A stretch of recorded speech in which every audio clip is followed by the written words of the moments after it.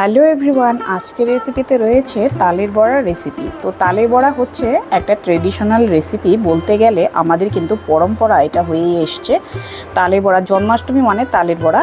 তো সামনে আসছে জন্মাষ্টমী, তার জন্য তালের বড়া আমি কি করে সুস্বাদু করে বানাবো সেটাই আজকে দেখে নেওয়ার পালা। তো তার জন্য কিন্তু খুব পাকা দেখে একটা তাল নিতে হবে। আর এই তালের পাল্পটুকু ভালো করে ছেঁকে পরিষ্কার করে আমি বের করে নিয়েছি। আর পরিমাণে কিন্তু 1 বাটি পরিমাণ নিয়েছি। এবার 1 কাপ পরিমাণ সুজি নিয়ে নিচ্ছি। এখান থেকে আমি 2 ভাগ দিয়ে দিলাম, 1 ভাগ রেখে দিলাম। এবার ময়দা নিয়েছি 1 বাটি পরিমাণ, এখান থেকেও আমি পুরোটা দিয়ে দেব, সামান্য একটু রেখে দিলাম। ওই 2 ভাগ দিয়ে দিলাম, 1 ভাগ রেখে দিলাম। আর 1 আঁচি নারকেল কুড়িয়ে নিয়েছি, সেটা দিয়ে দিলাম।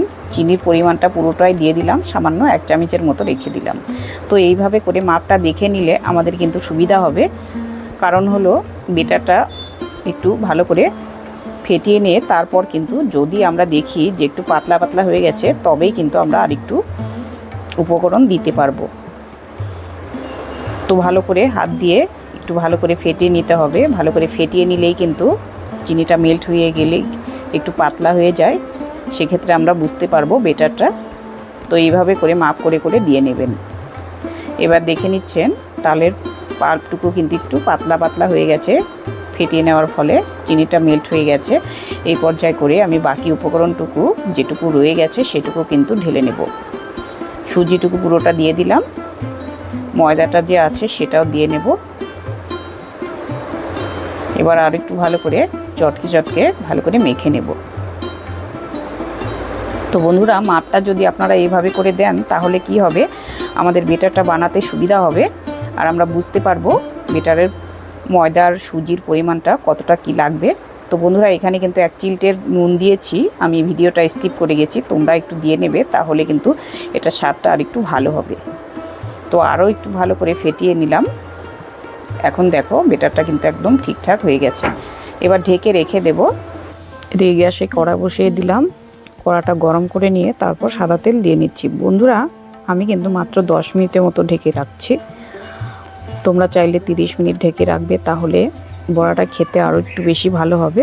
এবার দেখো 10 মিনিট পর আমি তুলে নিচ্ছি ঢাকনাটা। এবার দেখো বেটারটা কিন্তু একদম পারফেক্ট হয়ে গেছে। এবার তেল গরম হয়ে গেলে আমি বড়াগুলো আঙুলের সাহায্যে এইভাবে করে সুন্দর করে দিয়ে নিচ্ছি। বড়াটা এইভাবে আঙুলের সাহায্যে দিলে দেখতে ভালো লাগবে। আর ডুবো তেলে এইভাবে তেলের মধ্যেখানে দিয়ে নেবে, আস্তে আস্তে করে দিয়ে নেবে, হাতে যাতে ছ্যাঁকা না লাগে। গ্যাসের ফ্লেমটাকে একদম মিডিয়ামে রাখবে। এবার প্রথম খোলা যেহেতু, সেই জন্য কিন্তু তলায় লেগে যাওয়ার সম্ভাবনা থেকে যায়, সেই জন্য ছানটাটা দিয়ে আস্তে করে এভাবে করে একটু নাড়াচাড়া করে আমি উল্টে নিচ্ছি।